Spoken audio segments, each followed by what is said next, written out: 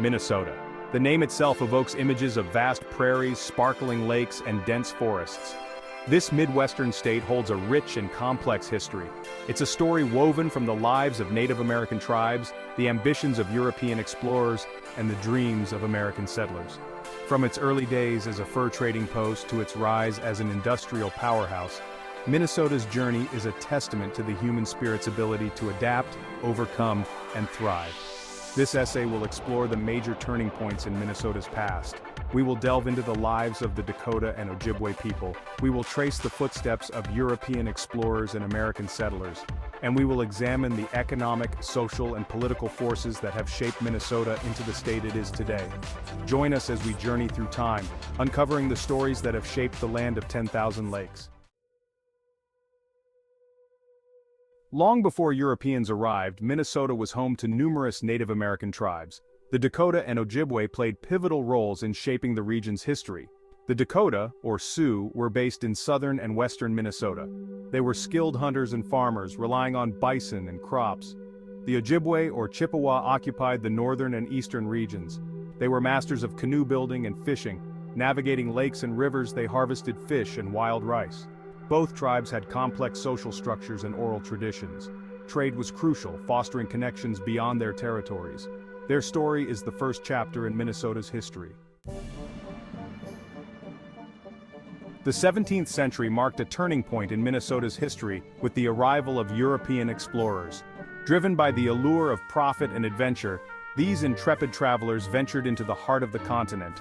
Among the first to set foot in Minnesota were French explorers like Pierre Radisson and Sieur de Loup. Their arrival in the mid-1600s opened up a new era of interaction between Europeans and Native Americans. The fur trade quickly became the dominant economic force in the region. European demand for beaver pelts in particular soared. This fueled a lucrative but often exploitative industry. French traders established trading posts along major waterways. They exchanged European goods like metal tools, firearms, and textiles for furs. The fur trade brought about significant changes. It fostered economic interdependence between Europeans and Native Americans. It also introduced new diseases that devastated native populations. The fur trade era left an indelible mark on Minnesota. It set the stage for further European expansion and shaped the relationships between Native Americans and newcomers for generations to come. As the 18th century progressed, European powers vied for control of North America. The French and Indian War ended in 1763, with France ceding its territories east of the Mississippi to Great Britain. This shift had profound implications for Minnesota. In 1803, the United States acquired the Louisiana Purchase, doubling its size. It included a large portion of present-day Minnesota. The U.S. established Fort Snelling in 1819. American settlers began to trickle into Minnesota. This influx intensified pressure on Native American tribes. The arrival of Americans marked a new chapter in Minnesota's history. Section 5. The Path to Statehood. The first half of the 19th century saw significant change in Minnesota. American settlements surged. Treaties with Native American tribes opened vast lands for settlement. This led to Native American displacement. The Treaty of Traverse des Sioux and the Treaty of Mendota in 1851 were significant. These treaties ceded most Dakota land to the U.S. government. This paved the way for the Minnesota Territory in 1849. On May 11, 1858, Minnesota became the 32nd state. This marked a new era of growth and development. Section 6. The Dakota War of 1862, a dark chapter. The year 1862 witnessed a tragic and bloody conflict that forever stained the history of Minnesota, the Dakota War. The war was the culmination of years of simmering tensions between the Dakota people and the U.S. government. The Dakota, forced onto reservations and facing starvation due to broken treaties and government corruption, reached a breaking point. On August 17, 1862, a group of Dakota men attacked a settlement, sparking a 6-week war that engulfed southern Minnesota. The conflict was brutal and unforgiving, marked by atrocities on both sides. The war ended with the surrender of Dakota leader Little Crow and the subsequent mass execution of 38 Dakota men in Mankato on December 26, 1862. This remains the largest mass execution in U.S. history. The Dakota War had a devastating impact on the Dakota people. Thousands were imprisoned or forced to flee, their ancestral lands lost. The war serves as a stark reminder of the human cost of westward expansion and the importance of understanding the perspectives of all those involved in historical events. Section 7. Industrialization and the growth of Minnesota. Following the Civil War, Minnesota experienced a period of rapid industrial growth. The state's vast forests fueled a booming logging industry. Wheat production soared, earning Minnesota the nickname, the breadbasket of the world. Iron ore, discovered in the Mesabi Range in the late 19th century, transformed Minnesota into a mining center. The expansion of railroads facilitated the transportation of goods and people, further accelerating economic growth. This period of industrialization attracted waves of immigrants from Europe and Canada. Germans, Swedes, Norwegians, and Finns, among others, flocked to Minnesota seeking new opportunities and a better life.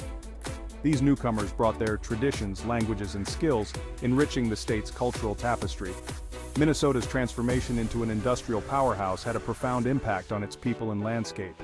It laid the foundation for the state's future development and shaped its identity as a land of opportunity and hard work.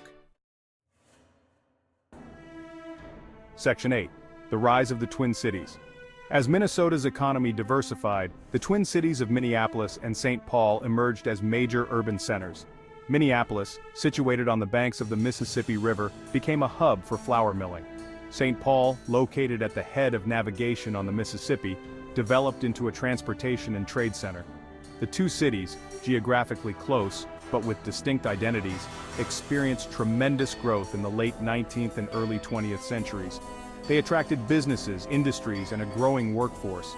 The Twin Cities became known for their cultural institutions, including theaters, museums, and universities.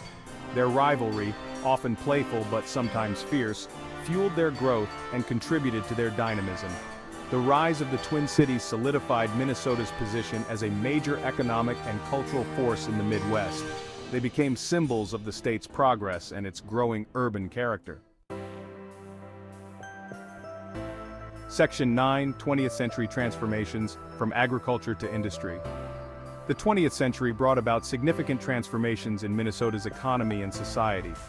While agriculture remained important, manufacturing industries, particularly in the Twin Cities, gained prominence. The rise of companies like 3M, Honeywell, and General Mills diversified the state's economic base. The Great Depression of the 1930s hit Minnesota hard, as it did the rest of the nation. However, the state rebounded during World War II, with its industries contributing significantly to the war effort. The post-war era saw continued economic growth and prosperity in Minnesota. The state invested heavily in education, infrastructure, and social programs. This commitment to public goods helped create a high quality of life that attracted new residents and businesses. Minnesota's ability to adapt to changing economic conditions and its focus on education and innovation positioned it well for the challenges and opportunities of the late 20th and early 21st centuries. Section 10. Modern Minnesota, a beacon of progress. In recent decades, Minnesota has earned a reputation for its progressive politics, high quality of life, and vibrant cultural scene. The state has been at the forefront of social change, enacting policies that promote equality, protect the environment, and improve the lives of its citizens. Minnesota's commitment to education is evident in its strong public school system and world-renowned universities. The state is home to a thriving arts and culture scene, with renowned theaters, museums, and music venues. Minnesota's natural beauty, with its thousands of lakes, vast forests, and rolling prairies, continues to draw visitors and residents alike. The state's commitment to sustainability and environmental protection has helped preserve its natural heritage for future generations. Modern Minnesota is a testament to the vision and hard work of generations past. It remains a beacon of progress and a model for other states to emulate. Section 11. Conclusion. The enduring spirit of Minnesota. From its early days as a land shaped by the rhythms of nature and the traditions of Native American tribes, to its rise as an industrial powerhouse and its current status as a beacon of progress, Minnesota's history is a testament to the enduring spirit of its people. The state has weathered storms, embraced change, and emerged as a leader in education, innovation, and social justice. Minnesota's story is a reminder that the past is never truly past. It shapes our present and informs our future. As we look ahead, we can draw inspiration from the resilience, ingenuity, and compassion that have defined Minnesota throughout its history. The land of 10,000 lakes, with its rich history and bright future, continues to beckon, inviting us to explore its natural wonders, experience its vibrant culture, and learn from its past.